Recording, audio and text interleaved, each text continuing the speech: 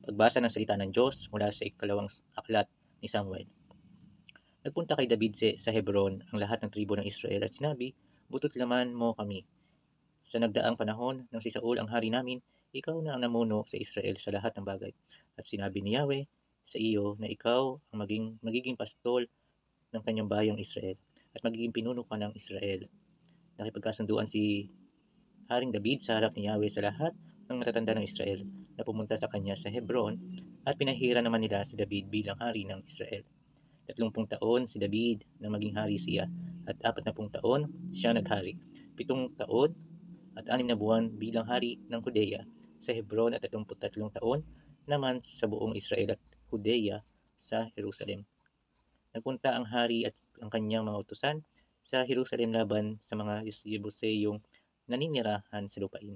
Sinabi ng mga ito kay David, "Di ka makapapasok dito sapagkat itataboy ka ng mga bulag at pilay." Na ibig sabihin, hindi ka makapapasok si David. Ngunit naibihag ni David ang kuta ng Sion na naging lungsod ni David.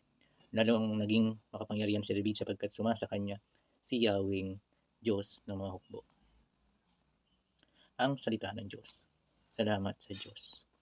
Isang mapagpalang araw po sa ating lahat, mga kapunda, mga kapatid kay Kristo Jesus. Ang ating naringgan na pagbasa ngayon ay pagkakaloob kay David ng kapangyarihan ni Yahweh. Na kahit hindi man tayo perpekto, tayo ay makasalanan, tayo ay marupok at madaling matukso sa iba't ibang tukso ng mundo. Lalo ngayon sa kasalukuyan, tayo ay binibigyan pa rin ng lakas ng Diyos upang labanan ang kasamaan sa araw-araw. Labanan at iwasan ang anumang suliranin, ang mga tukso ng mundo na pwedeng magpalayo sa atin sa Kanya, sa Diyos.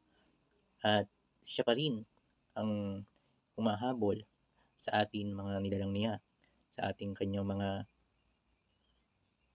alagad na nagbibigay ng pait sa kanyang mga sugat nung pinakusa siya sa krus dahil sa ating mga kasalanan. Araw-araw siya ay nagkakasakit or sumasakit ang kanyang mga sugat dahil sa ating mga kasalanan at nananariwa iyon dahil sa kanya. Ngunit binibigyan pa rin tayo ng pag-asa niya upang tayo ay makabalik, tayo ay maging anak ng Diyos pa rin hanggang sa huli ng ating buhay.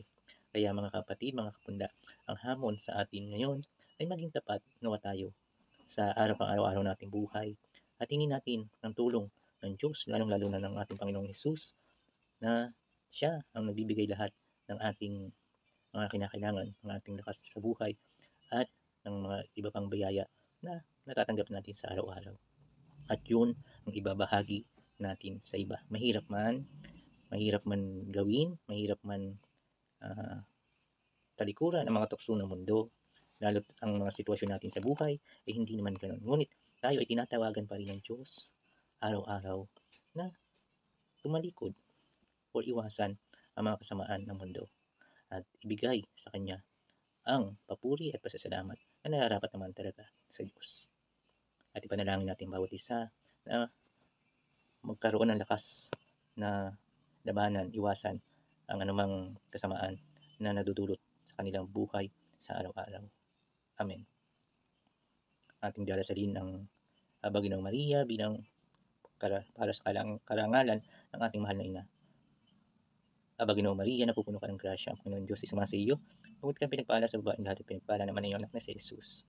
Santa Maria, Ina ng Diyos, panalangin mo kami makasalanan, ngayon at kung kami mamamatay. Amen. At pagpalain tayo ng makapangyarihan Diyos Ama, Anak at ng Espiritu Santo. Amen. Isang mapagpalang araw po sa ating lahat. Ingat po.